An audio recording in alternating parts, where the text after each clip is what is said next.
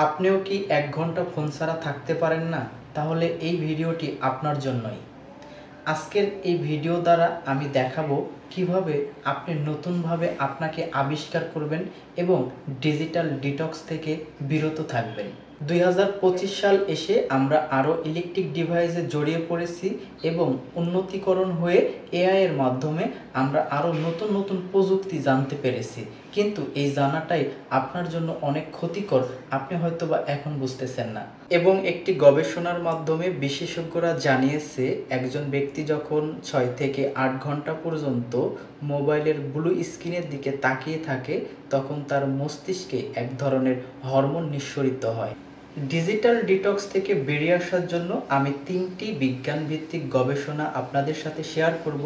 এই গবেষণা অনুযায়ী আপনারা যদি লাইফ লিড করতে পারেন তাহলে এই ডিজিটাল ডিটক্স থেকে বেরিয়ে এসে আপনারা প্রোডাক্টিভিটি অনেক গ্রো করতে পারবেন।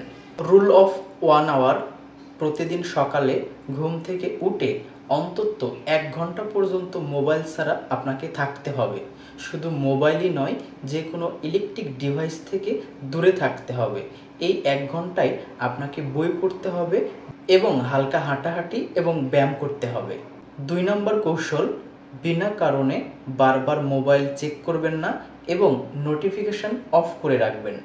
নোটিফিকেশান অন থাকলে যে কোনো মেসেজেই আপনার দৃষ্টি এবং মনোযোগ আকর্ষিত হয়, আপনার একটু ফোন চেক করতে মন চায় এবং একটু মন চাওয়ায় লং টাইম আপনি ফোনে কাটিয়ে দিচ্ছেন, আপনি বুঝতে পারতেছেন না।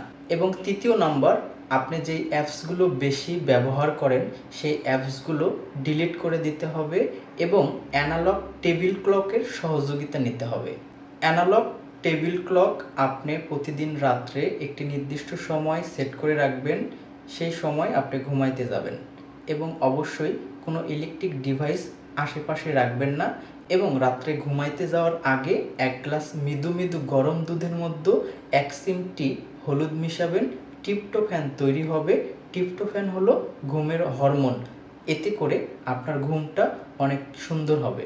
এবং অবশ্যই আমাকে কমেন্ট বক্সে জানিয়ে দিবেন 1 ঘন্টা আপনারা ফোন ছাড়া থাকতে পেরেছেন কিনা এই ভিডিও দেখে।